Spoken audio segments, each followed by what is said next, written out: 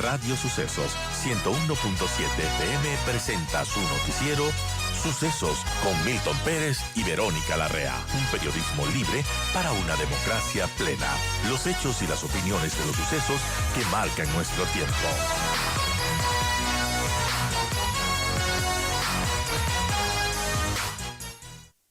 Saludamos a través de la vía virtual al consultor y analista de la política, Gustavo Itz. Gustavo, ¿cómo estás? Muy buenos días, gracias por atendernos.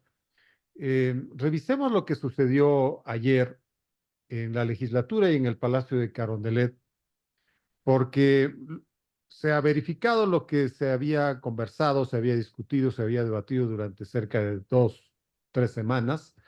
Es decir, la oposición de cierto sector legislativo al incremento del IVA, es decir, esta falta de respaldo al proyecto económico urgente que salió de Carondelet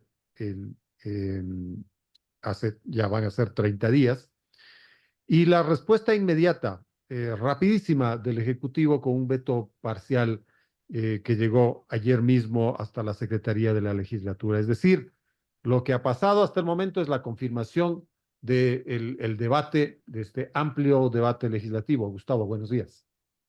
Buenos días, Edgar. Muchísimas gracias por la invitación.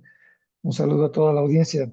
Sí, efectivamente, como tú señalas, se confirmó lo que no solamente se venía debatiendo, sino lo que ya se había previsto. Es decir, desde algunas percepciones, y yo coincido mucho con ellas, lo de ayer fue un tongo, el resultado de un tongo. Y lo que resultó de ello es un paquetazo tributario.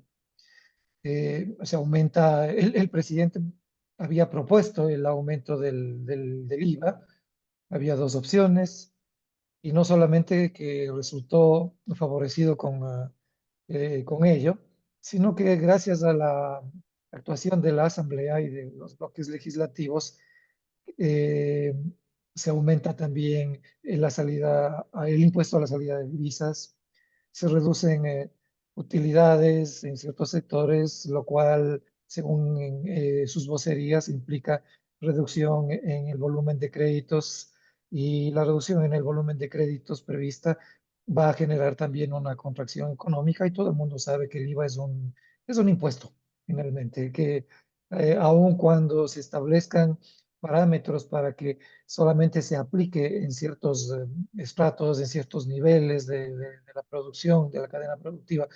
La historia de este país es muy concluyente en ese sentido, ¿no? Cuando sube el IVA, sube todo. Es un tema de cultura política. Siempre hay justificaciones para ello a través de los procesos de intermediación en la producción y en la venta de lo que se hace alrededor de emprendimientos o grandes o pequeñas o medianas industrias en el campo o en la ciudad. Eh, no hay en términos de la política o de la administración legislativa una negativa tácita. Es decir, si se propone votar por una opción que es la de aprobar o no aprobar la propuesta económica del gobierno, y la respuesta es negativa, tiene que producirse una moción para que se rechace esa propuesta. No es que votamos en contra y automáticamente quiere decir que ya está negada. Requiere en los procedimientos administrativos una moción para que eso sea ratificado de la manera que debe ser. Y por el otro lado, Gustavo, el presidente de la República tiene que vetar artículos aprobados por la legislatura, y son Además, justamente los artículos donde la legislatura, el plenario, no aprobó, los que él observa e insiste. De ahí así que a es. estas alturas se está hablando que en algún momento la Corte Constitucional va a tener que arreglar este desaguisado, porque en los hechos fácticos, es decir, políticos, si en este momento ya está reunida la Comisión de Desarrollo Económico para tratar el veto presidencial, y en cuestión de horas esto pasará al despacho del presidente Henry Kronfle, él va a convocar a una nueva sesión para el día viernes, sesión en la cual no habrán los 92 votos para insistir en los textos legislativos. Es decir, tendremos el paso del IVA, ¿verdad?, en el registro oficial en el carnaval, De ahí que lo que se está llamando el paquetazo de carnaval deberá ser arreglado, no sé si de oficio, por la Corte Constitucional en los siguientes días y semanas. Lo dudo mucho, Edgar, y coincido plenamente con esa visión, porque realmente tanto por parte de la Asamblea, que se permite incluir observaciones o articulados que no estaban constando en en el proyecto, y el Esa presidente es una, ¿no? Es veta, uno de los claro, y elementos a del lado del considerar. presidente veta esos contenidos inexistentes, además, o sea, que no estaban incluidos en la propuesta. Los dos cometen actos que son inconstitucionales. Esperar a que la Corte Constitucional dirima esto rápidamente es un poco ingenuo. En función del contexto político y económico que atraviesa el país, donde estos procesos se gestan tiempo atrás a partir de negociaciones en las que evidentemente los grupos eh, que directamente son impactados por esta serie de medidas no tienen ninguna participación y solamente pueden esperar a la representación de los padres y madres de la patria para que los defiendan, pues es algo ingenuo. Yo dudo muchísimo que de darse ese pronunciamiento en derecho de la Corte Constitucional, eh, se haga oportunamente. O sea, vamos a tener ya una medida en firme, una medida que está siendo, que va a ser ejecutada y que difícilmente va a tener una marcha atrás. Además, ha ocurrido lo mismo de siempre, Edgar. O sea, se negocia en la Asamblea hay distintos bloques legislativos, esos bloques legislativos tienen intereses muy particulares que terminan siendo revelados tarde o temprano en la esfera pública, no porque les guste a estos intereses, a quienes lideran estos intereses, cuyas imágenes, cuyas figuras, cuyos nombres no suelen estar presentes en las sesiones, no son asambleístas, los asambleístas terminan siendo solo operadores de estos grupos y la ciudadanía, insisto, no está presente en ellos, eventualmente se ven movilizaciones. Ayer me reía mucho porque es una historia tan repetida, pero me reía al mismo tiempo y paradójicamente con tristeza. Cuando un periodista le pregunta a una señora que estaba participando en una marcha a favor del incremento del IVA, es una señora de facción popular, eso es evidente. Le preguntan por qué está manifestándose y dice para apoyar al gobierno y qué está proponiendo el gobierno. Y la señora guarda silencio. Le dice, si sabe que aquí se van a aumentar impuestos, ¿le parece que eso es positivo o negativo? Y la señora después de un tiempo dice, positivo. ¿Y por qué? Y la señora responde, no sé, y sigue marchando. Es esta lógica que se ha visto durante muchos años en las que se movilizan ciertos sectores para dar cuenta en las fotografías o en las imágenes de que hay un gran respaldo. Y si uno mira las redes sociales, ¿no? Un gran respaldo, ese tipo de medidas que son impopulares. Si uno mira las redes sociales, ahí hay un manejo de comunicación estratégica ligado a lo que se conoce como la economía de shock, como una situación en la que el ciudadano, el país, es llevado a un callejón sin salida. El callejón sin salida en este país se ha construido a través del ataque vil, salvaje de bandas delincuenciales, que efectivamente eso no es un cuento, han operado alrededor de todas las provincias del país, llegaron a dominar 14 de la totalidad de provincias. El Estado perdió el control de esas provincias durante el gobierno de Lazo y el decreto 111 es una respuesta que genera una adhesión automática e inmediata a las decisiones del régimen, aun cuando esas decisiones puedan implicar Gustavo, el sacrificio incido de clases en la medias y primera parte populares, ¿no? de tus aseveraciones cuando hablas de las negociaciones legislativas. Y es importante que la ciudadanía tome nota de esto porque conversábamos hace un instante en la anterior entrevista de que la resolución legislativa de ayer se comunica de inmediato al Palacio de Carondelet. Y el presidente de la República en menos de 2 horas ya envía un veto parcial. De lo que yo recuerdo desde el retorno a la democracia, este es el veto parcial más rápido de la historia, ¿no? Y eso da la idea de por lo menos un ambiente de colaboración. Otros les llaman tongo, pero esto es lo que se está dando, más todo lo que estábamos conversando, ¿no es cierto? Porque la Comisión de Desarrollo Económico para las 7:30 de la mañana de hoy ya se convocó. Y ahí hay 5 de 9 votos seguros, ¿verdad? Y sobre los elementos que hablábamos además, el presidente de la legislatura está dispuesto a hacer la convocatoria para la sesión del plenario en 48 horas, como dice la normativa, es decir, para el día viernes. Entonces, esto es lo que te consulto, lo que requiere, por favor, tu criterio. Estos niveles de colaboración que de alguna manera podrían ser positivos, porque claro, también estamos hartos de los bloqueos políticos, Ujú. como lo que se vio durante los 2 años y un poco más de Guillermo Lasso. Pero claro, estas colaboraciones, ojalá que respeten la normativa y que nos lleven por buenos derroteros. ¿Cómo ves la situación? Así es. A ver, lo que ha pasado históricamente en este país, sí, es un tema de bloqueos de la Asamblea o de llegar a una década completa en la que la Asamblea recibía órdenes directas del presidente de ese entonces. Era una asamblea de alzamanos que aprobaba todo lo que el presidente decidía fuese o no fuese constitucional o legal. Era un atropello a la independencia de las funciones del Estado. Habíamos siempre los Sea, esa fue ecuatorianos una como... asamblea que no tenía el elemento Es fundamental del impresentable. contrapeso democrático.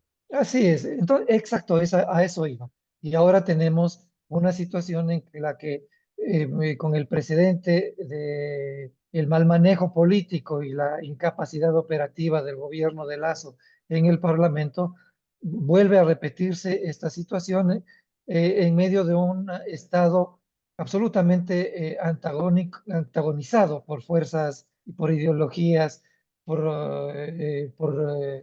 posturas políticas irreconciliables promovidas por el régimen de Correa durante 10 años, que terminó por dividir al país y el gobierno precedente, el gobierno de Lasso, empieza tan mal esto que en una asamblea absolutamente fraccionada donde él no tenía mayoría, entra a pelearse con la asamblea.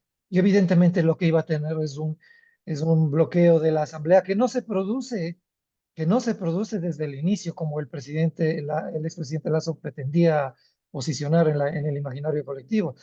Apenas ese ejecutivo había enviado 3 proyectos de ley a la Asamblea, uno de ellos estaba en proceso de aprobación, otro fue aprobado y el otro requería que el ejecutivo proceda a hacer algunos cambios de forma. Y el presidente se dio el lujo de venir a la Asamblea, insultar a todos los asambleístas, recriminar a la entonces presidenta de la Asamblea, diciéndole algo que fue vergonzoso. Tú estás ahí porque yo te puse, palabras más o palabras menos. Claro, así fue, ¿Ah? Así va. O así sea, fue. entonces, todo lo que es saludable para una democracia civilizada, madura, que es el contrapeso de las funciones del Estado, ya no existe. Ya no existe desde hace tiempo. Lo que ocurrió, por ejemplo, y sigue vigente, porque todavía no se termina de resolver, en la elección del presidente de la Corte Constitucional. El presidente en funciones que está desesperado por autoprorrogarse, ¿no? El señor Saquicela, viendo que no tiene la mayoría de los votos requeridos, luego de a un proceso muy enredado, eh, consulta a la Procuraduría. Y nuevamente, como tú señalas, Edgar, en una, en un dato histórico, en un hecho histórico en la democracia ecuatoriana, desde el regreso a la democracia, la Procuraduría le contesta al día siguiente. Claro. Es decir, aquí Estas lo que cosas hay toman es, tiempo, pues, ¿no? claro, aquí lo que hay es un Porque acuerdo, son una suerte de formalidades que deben reconocer por cierta supuesto, y normativa que y cierto además no protocolo. deben atropellar, por más que una propuesta sea necesaria, no deben atropellar los procedimientos y menos los contenidos constitucionales que están establecidos en normativas específicas. El Consejo Nacional Electoral está autoprorrogado de manera indefinida desde hace tiempo. ¿Y qué es lo que se vende a través de una encuesta telefónica? Que el Consejo Nacional Electoral, que el Ejecutivo y que algunas otras instituciones tienen casi el 80% de la aprobación ciudadana. ¿Por qué se produce eso? Porque el gobierno del presidente Noboa es el único o el primer político que da avisos de tener intenciones de enfrentar a la delincuencia, que es algo que había sido establecido como la principal prioridad para todos los ecuatorianos, por encima de la atención al desempleo, por encima de la desatención al frente social. La ciudadanía de todos los estratos exigía ponerle límites, enfrentar a la delincuencia. El presidente Noboa lo hace a partir del decreto 111 y el escenario político cambia y le permite hacer a toda la mal llamada clase política lo que está haciendo, no en función de acuerdos de gobernabilidad, sino de acuerdos de intereses particulares, donde Ahora, se negocian Gustavo, ¿tú intereses crees que, particulares. que el hecho de que Novoa tenga este respaldo popular por enfrentar a la delincuencia en este enfrentamiento, en este conflicto interno, le permitirá superar ciertos comentarios o cierto descrédito que venga con la aprobación, al parecer, tácita, del incremento del IVA y de estas otras contribuciones a la banca, a los empresarios, al impuesto a la salida de divisas? ¿Crees que las espaldas del presidente sean tan anchas con este 80% como para que salga indemne de lo que puede ser un problema de orden político? Incluso que tiene ciertos matices, llamémoslo populares, porque la CONAIE quiere hacer una protesta para este viernes en La Tacunga, y el Frente Unitario de los Trabajadores de igual manera está protestando y no descarta con irse a las calles.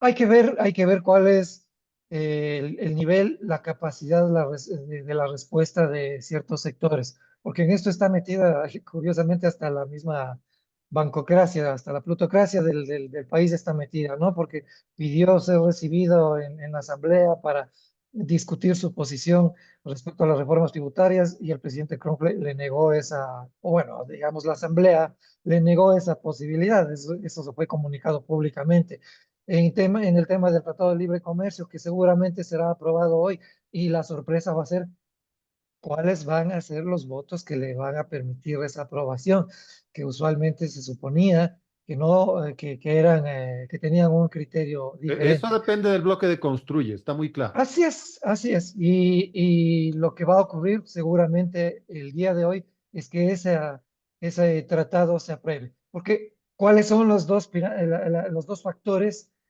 prioritarios para que este gobierno los enfrente y que la ciudadanía mantenga y sostenga al presidente pese a las críticas que se levanten desde otros sectores?